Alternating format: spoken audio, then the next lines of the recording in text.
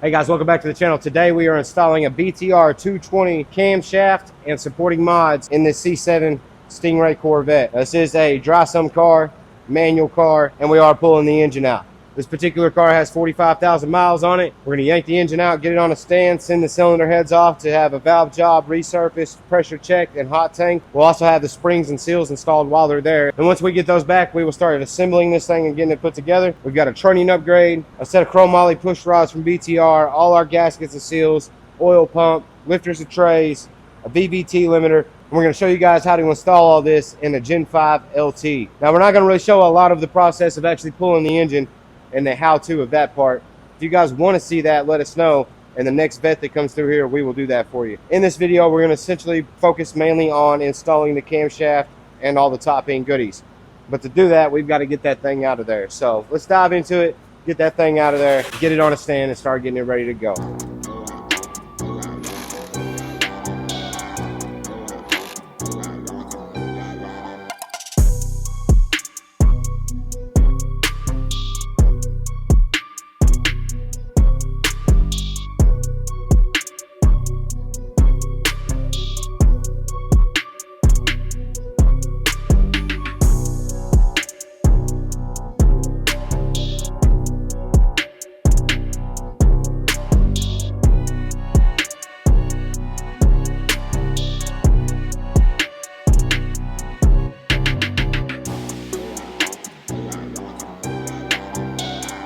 All right, so the engine has been extracted out of the car. Now we are about to get it tore down and get the heads off of it so we can get them sent off and gone through. We're gonna have a valve job done, resurface, have them cleaned and pressure tested. 45,000 mile motor though, it doesn't look too bad. All right, we'll kind of go over and show you guys everything that we've got here to put in this engine. Got a BTR 220 cam. Got a set of their chromoly push rods. Trunnion upgrade. BTR head bolt kit, set of BTR lifters, set of lifter trays, new GM timing chain tensioner. This is a what they call a basic cam install kit. So it's going to come with your silicone for your front cover and your water pump gaskets and a crank seal. We've got our camshaft follower, our CBI streetcar, DOD block off plugs, a set of valve cover gaskets, cam retainer plate and bolts, valley cover gasket, exhaust manifold gaskets, new cam phaser bolt, VVT limiter, high pressure fuel pump gasket, 2 oil pan ports, and an oil pan port seal, which those are actually for a truck, and the one we need is going to be different than that, so we're going to have to get the correct one. We got a crank bolt, intake gaskets, we talked about that. Then we've got a set of head gaskets here, and there's the factory V-loam off of it, along with an oil pump. We're going to send these with the heads, that way when they come back everything's already on them. Now if you've got a Gen 4 LS or a Gen 5 LT and you're looking to do a DOD AFM delete and need a cam kit, and you're shopping around and you notice that most of the cam kits only come with a cam, push rods, and springs, then you have to go get a DOD conversion kit. And if you want to delete VVT, you need a VVT conversion kit. There's so many options out there. So what we've done is we made it very simple for you guys. We have kits on our website that are like this, have everything that you need to properly do an AFM DOD delete, and it keeps you from buying the wrong stuff or buying unnecessary parts. We also spec the parts to the build. Now what I mean by that is you have a lot of guys that'll put a truck cam in that's like 553 lift, and no matter what, they like to run a dual 660 valve spring, a chromoly push rod, dead set on these GM LS7 Corvette lifters. They have to be Corvette lifters. Unfortunately, that's not the case, because if you run that part number for that LS7 Corvette lifter, it cross-references to the lifter, that the conventional regular lifter that they've put in every Vortec or LS engine. But to keep you from putting the wrong valve springs in or overkilling the push rods, you know, if you're just building a little daily driver, you just want a little chop in your truck, then you don't have to spend the money on chromoly push rods. And a dual 660 valve spring only works with camshafts that are around that lift. That's what they're designed for. The rating is that's what they're for. What we've done is we've went through and we've put kits together that have the actual supporting mods that a camshaft may need. Now, if you start getting into the more radical cams, the stage 3s and 4s, and some of the bigger car cams, then you're going to get dual 660 springs. You're going to get chromoly push rods. You're going to get a trunnion upgrade. But a lot of truck cams are designed for cam only applications, and that's why companies sell cams the way they do, and they sell cam kits the way they do. But we understand that you need a lot more to do a cam swap and a DOD delete than what comes in your basic cam kit. So that's why we've put these kits together. You can find them on our website. We do have BTR and Texas Speed. For some reason or another, BTR ships out a lot faster, and their customer service is top tier. And if you've been rocking with us, then you know we've been rocking with BTR for a long time. So that is our go-to. But we are dealers for Texas Speed, and we can get anything Texas Speed that you need. And if you don't see what you're looking for on the website, or you want to order a partial kit, or you want to order other engine parts, send us an email at 727motorsportsar@gmail.com, or go to our website and hit the Contact Us page, and you can send us an email there. Now, let's get back into camming this C7. All right, so we're going to start by pulling the rocker arms off this bad boy. We'll knock them loose with the hand ratchet. Then we'll use our electric ratchet to pull them all the rest of the way.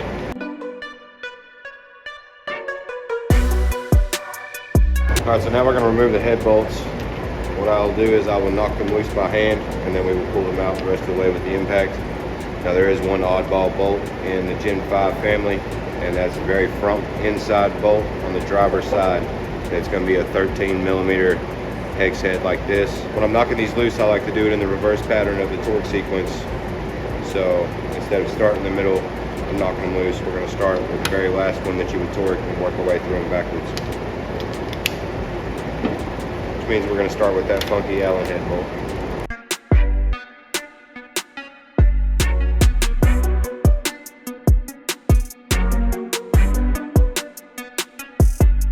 Right, so we got the heads off that one.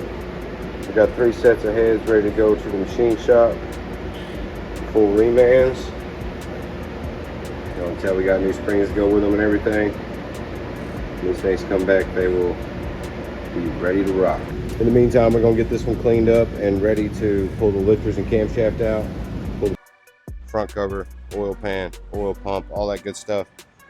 And block cleaned. Go ahead and slide the new cam in, get it in time, get the oil pan. Pretty much get it back to this stage right here. And then we'll be waiting on the heads to come in. We have the same thing going on this other one, but however in this one we're using a Texas Speed camshaft. We already got the block cleaned up, lifters are out, still got to slide the cam out, pull the cam retainer plate. This one's just a little bit further along than the maroon one. Got everything laid out over here. We got to do a VVT limiter, trunnion upgrades. We've got quite a bit we can do while we wait on those heads to come back. So guys, what else we got? So we built a 5.3 for this Yukon a few months ago. Customer called and said it was time for the first oil change. And guys, when we build an engine on something, I like to change the oil, the first oil change at least. That way I can see what the break-in oil looks like. Then we did have a little bit of an oil leak. Customer thought it was rear main. Turns out it was actually the valve covers. So being that's on us, we're going to take care of that for him, get it all cleaned up and make sure it ain't leaking before we send it home.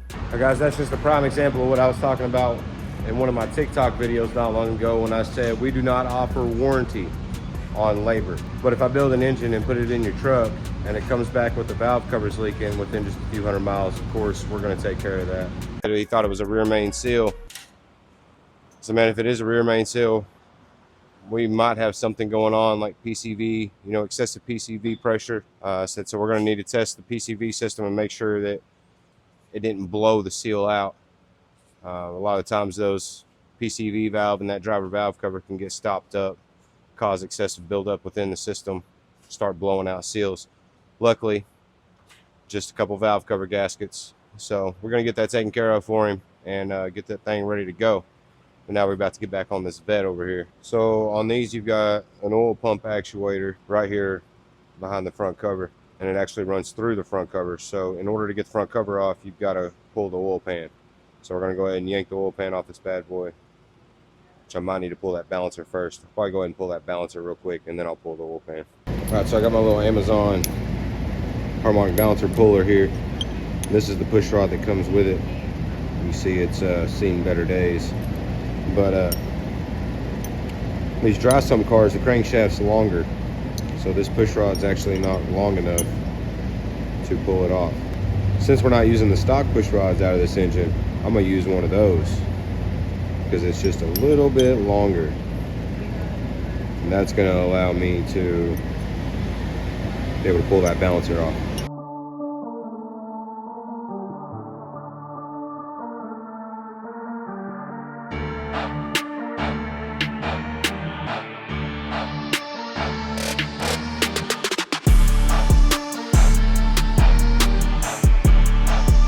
One thing I like to do when I'm doing my pulling these front covers is I'll pull all the bolts all the way out of the block, except for a couple of them. I'll leave them threaded in just a little bit. That way when I'm prying on this thing, I don't throw it on the floor.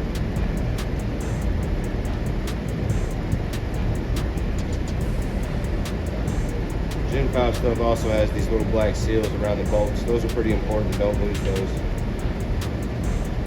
Go in the cover, sit in between the bolt and the cover. Really easy to lose them. Alright, so here is the oil pump actuator. I'm going to go ahead and disconnect that. For you guys that have messed with LS's but have never messed with a Gen 5 LT, in case you didn't notice, the oil pan, front cover, and the rear cover are all siliconed on instead of having an actual gasket. Got an alloy-based silicone that they use. It actually works really well, if you can't tell.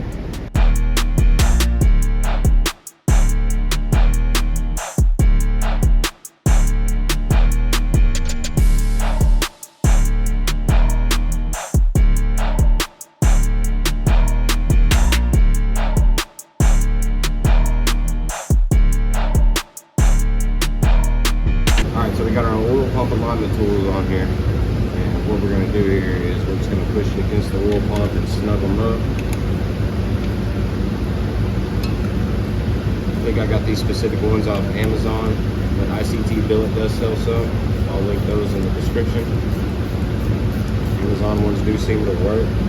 We've got a couple sets of them here at the shop. Essentially all it does is it rests against the top of the oil pump, so when you put the new one on, or if you're reusing your oil pump, then you know where to align it and bolt it exactly where it was before. Double pitching on the phaser right there, so I'm going to turn it over a little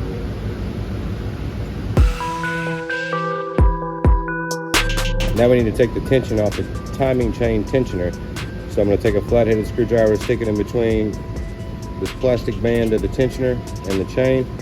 Got a 50-50 shot of them breaking. Usually the lower mileage ones do not break, they'll stay together. But we're just going to gently roll that back and stick the factory pin back in this thing to hold the tensioner back so we can get the timing set off and then pull the tensioner. Now to pull this off with an impact, you will need a thin wall 24.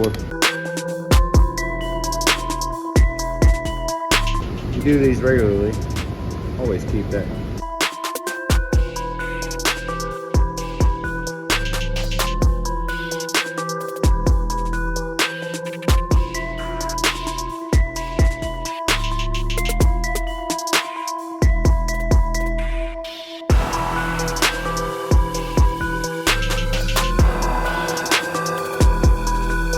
Got the cylinder head sent off. We're about to put the limiter inside of the VVT phaser right now and knock his trunnion out, run those through the ultrasonic cleaner and get ready to do his trunnion upgrade.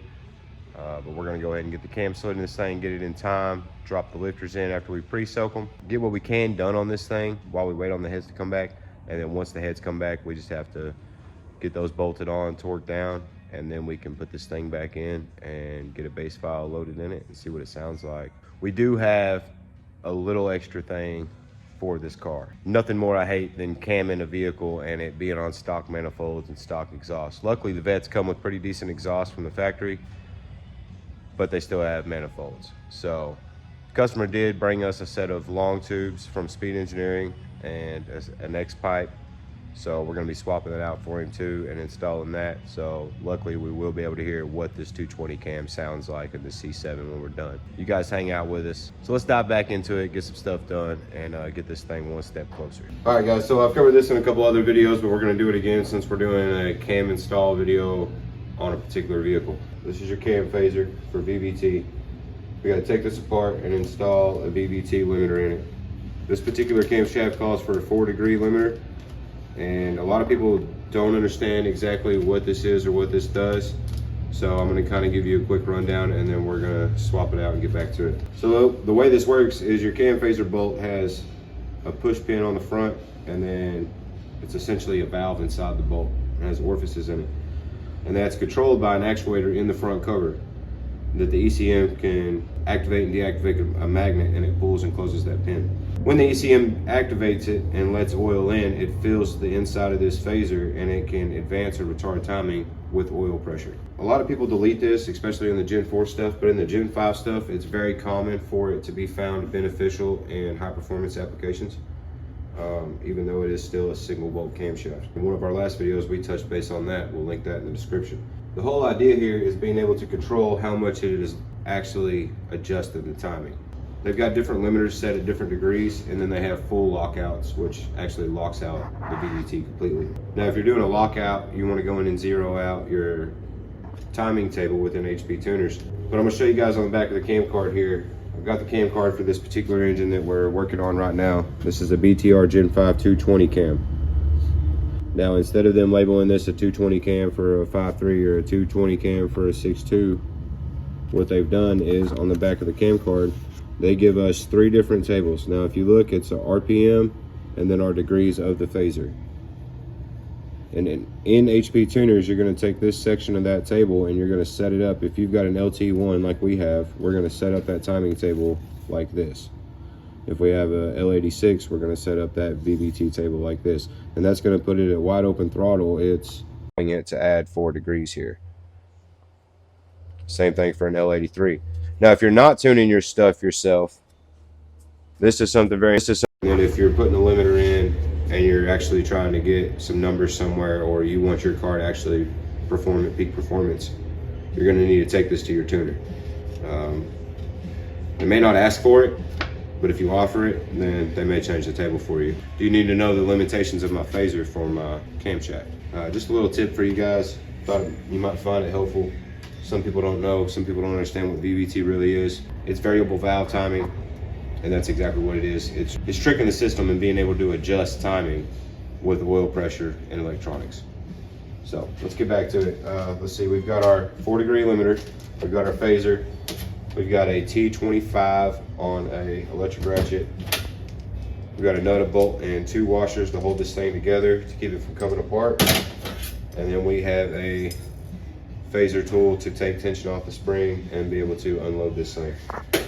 So now we're going to go in there and lock this in the vise, because we have not brought our new vise up here and mounted it to this table in the engine room yet. But we need to do that. DJ is currently knocking the trunnions out of the stock rockers, and then we will run those through the ultrasonic and get ready to install the trunnions.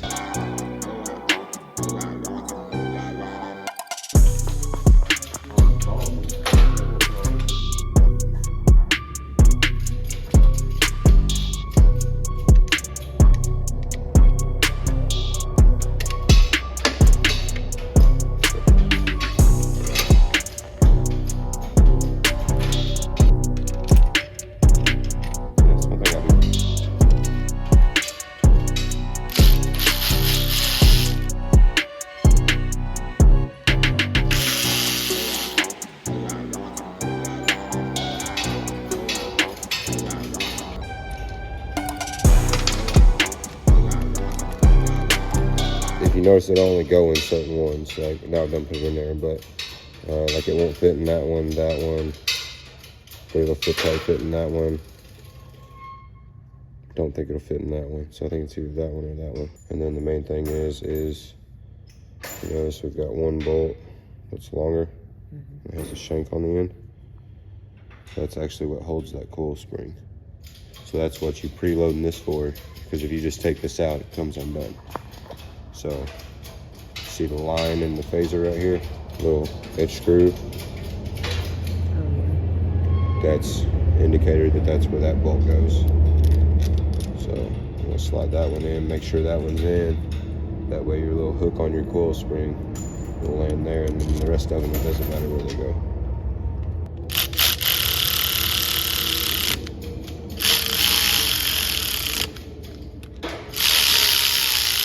Now guys, I've scoured the internet.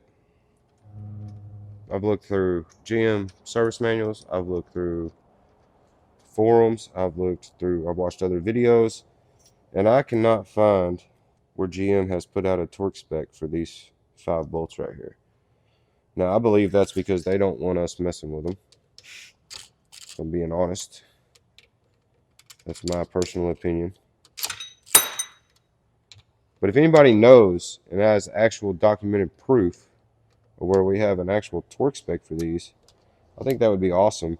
I figure it's probably something along the lines of like 89 inch-pounds or 106 inch-pounds. But you never know. And that's something I have not been able to find, so.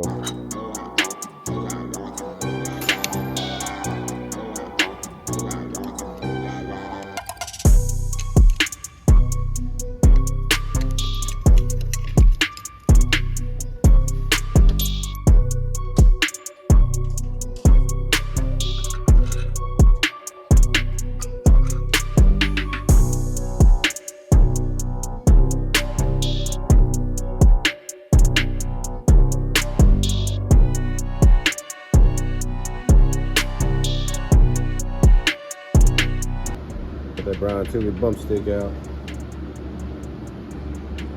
Gen 5 220.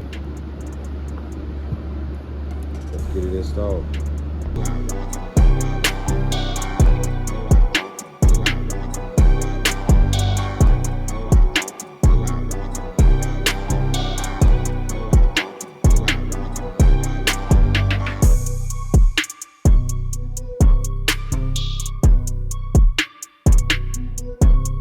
So I found with the Gen 5 oil pumps, it's easier to take a lower timing chain gear. I keep an extra one of these around for this. Slide right on like so. I'm gonna stick this inside the oil pump and use that as an alignment tool to slide the oil pump on. That way I don't have to line the gears up. So the Gen 5s seem to be a little bit harder to line up than a regular LS pump. So that's how we're gonna do that. All right, so I got the oil pump on there. I did squirt some oil in there and kind of pre-lube it. And now we can take our alignment tools off. Typically that would be for if you're installing the same oil pump back on, but I like to use those even if I'm installing a new pump, being that the Gen 5 doesn't call to shim it. All right, now we're gonna drop the lifters in this thing. We've had them pre-soaking, soaked them right there in the tray. You do wanna clean these with mineral spirits before you soak them, part of the instructions. And always use new trays.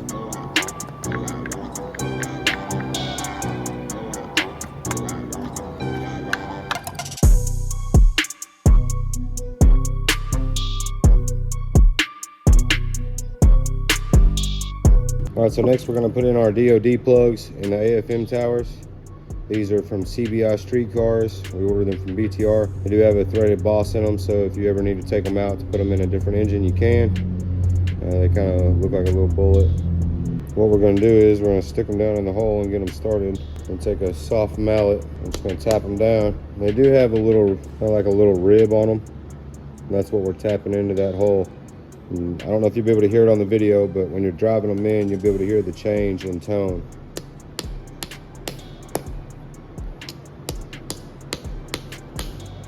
That last hit, you can hear it. And you don't want to beat these in with like a dead blow or a sledgehammer or anything, especially on these aluminum blocks.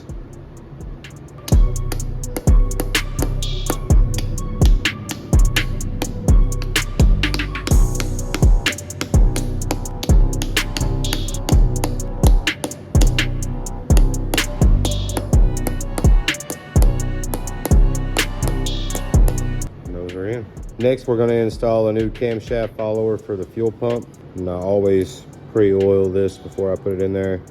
If it's going to be sitting for any amount of time, I'll put some assembly lube in there as well.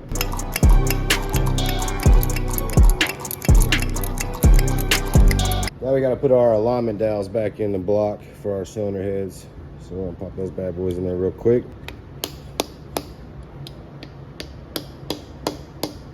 Now one thing you definitely want to do, and I didn't show it here, but we did it, and that's you want to take an old head bolt or a thread chaser. They make thread chasers for these, and that's the correct tool to use. But if you don't have one of those and you're trying to get this thing back together or something, you can use a head bolt. You want to just slowly work it down the hole and pull it back out, and then blow them out with air and make sure there's no oil or coolant or anything down in the bolt holes.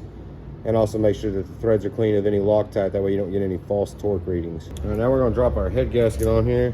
I showed you guys this in that last video where we put the 6-liter in Panda. You want your front, make sure that that front is towards the front.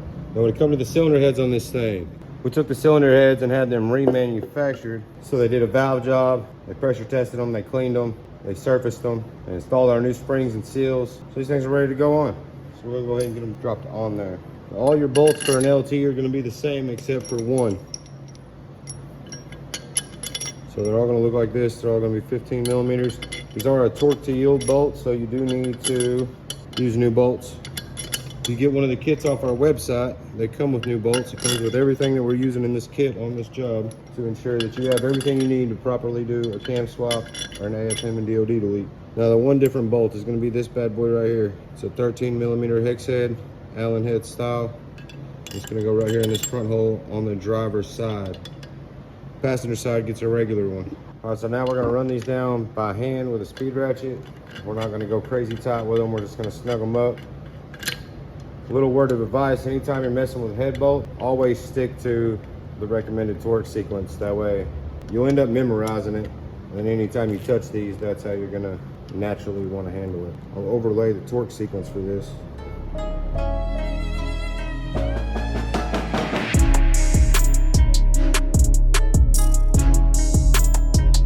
All right, so now we need to torque the heads. The first pass of torquing is going to be 59 foot-pounds. You're going to go in the same sequence that we did earlier.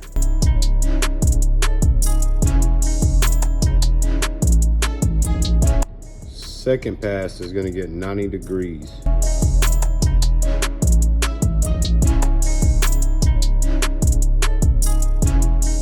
All right, so on the last pass, all the bolts are going to get 60 degrees, except for that one special bolt right here in the driver corner, the very front of the cylinder head, the 13 millimeter Allen head bolt. It's going to go 40 degrees. We got our training upgrade inside our rockers. About to pre-soak these bad boys in oil and get these BTR chromoly push rods installed. All right, so now that we've soaked our rocker arms, we need to get them installed and get them torqued to 22 foot-pounds.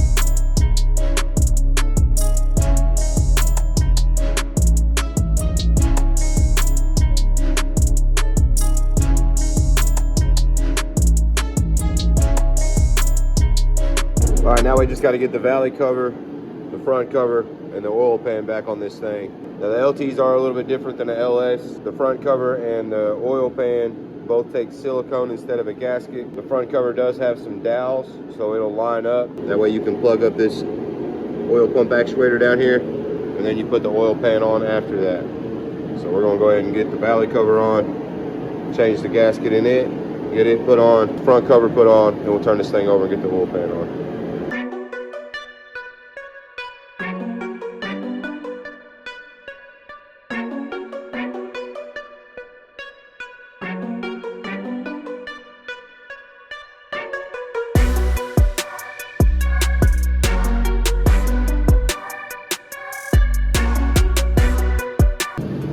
We got our old gasket off of the V-loam or the valley cover.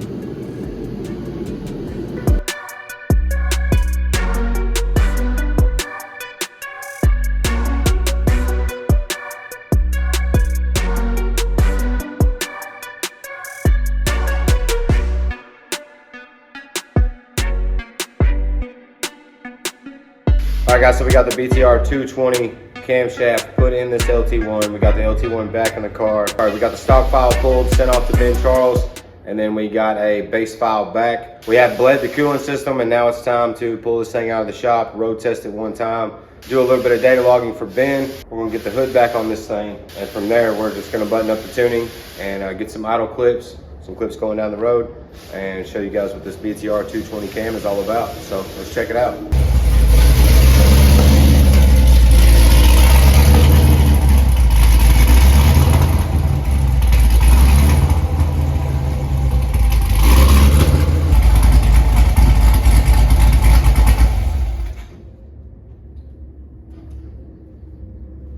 What's wrong?